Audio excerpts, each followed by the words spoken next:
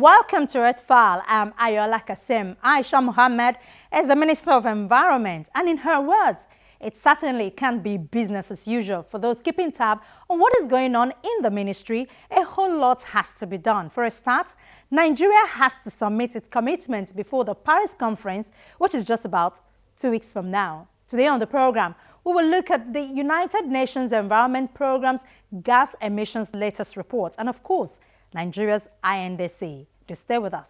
We have broken a new record once again. Over the last 25 years, between 1990 and 2014, there was a 36% increase in the radiative forcing of greenhouse gases. The World Meteorological Organization says greenhouse gas levels in the atmosphere reached a record high in 2014 as the relentless fueling of climate change makes the planet more dangerous for future generations. Graphics issued by the United Nations agency showed levels of carbon dioxide, the main greenhouse gas, climbing steadily towards the 400 parts per million level, having hit a new record every year since reliable records began in 1984.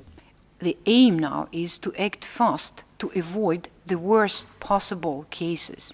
And it's not just 2 degrees. Life does not end after we reach 2 degrees. We can reach even higher temperatures if we do nothing. Carbon dioxide levels averaged 397.7 parts per million in 2014, but briefly breached the 400 parts per million barrier in the Northern Hemisphere in early 2014, and again globally in early 2015. Soon, 400 parts per million will be a permanent reality, we have been warned. Every year we say that time is running out, and this year just adds to this to this pressure. And it's very important that these figures are taken into account by the negotiators. The World Meteorological Organization says the rise in carbon dioxide levels was being amplified by higher levels of water vapor, which were in turn rising because of carbon dioxide emissions.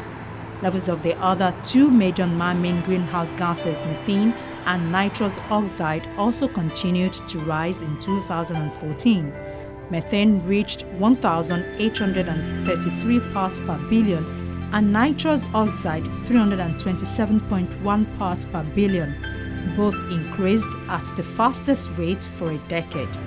The UN panel of climate scientists estimates that the concentrations of carbon dioxide, methane, and nitrous oxide are at their highest in at least 800,000 years.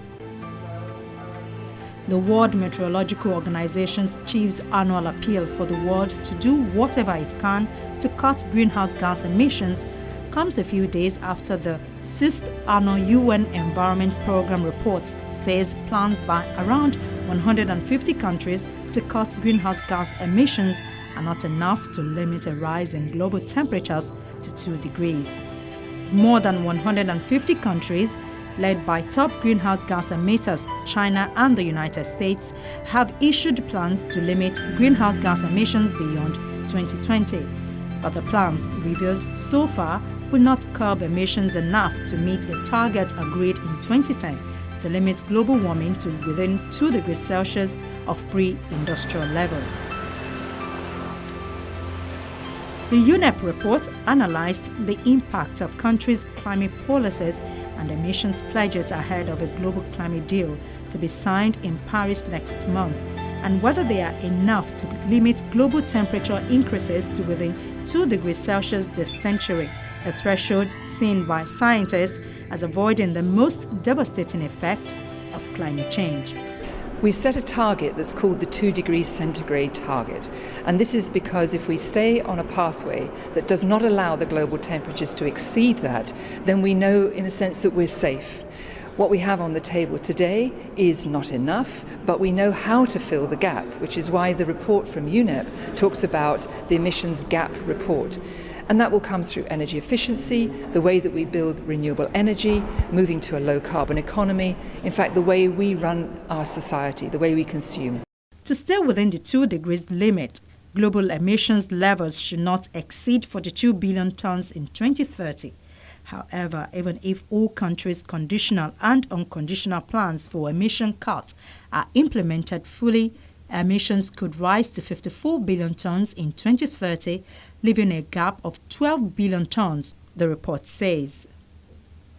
The plans, known as Intended Nationally Determined Contributions or INDCs for short, will be the building blocks for a UN deal expected at a summit set to take place in Paris from November 30 to December 11 to fight global warming in the years from 2020.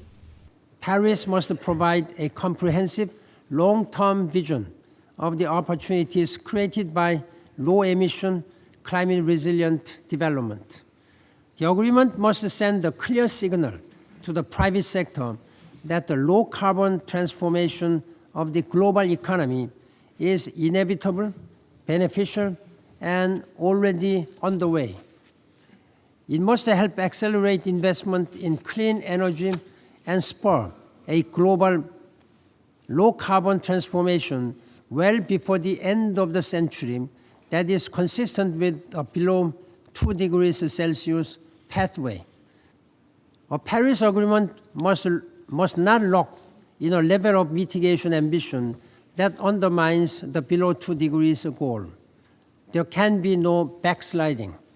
Current ambition must be the floor, not the ceiling, for future efforts. I'll be very actively engaging with heads of state and government over the next 4 weeks to help them unlock these issues. Ultimate responsibility for success in Paris rests firmly in their hands. I will urge world leaders to tell their negotiators that now is the time for compromise and consensus building. Bridges must be built to span the traditional divides between developed and developing countries. Countries must work toward the common interest beyond the narrow national interest. Climate change carries no passport and knows no national borders. Poorer nations, which might be the most vulnerable to climate change, have said negotiators should not abandon hope of limiting temperature rises to below 1.5 degrees, even if targets on the table in Paris are less ambitious. Even 1.5 degrees is virtually impossible any longer, and certainly 2 degrees is still feasible, but it requires quick and strong action.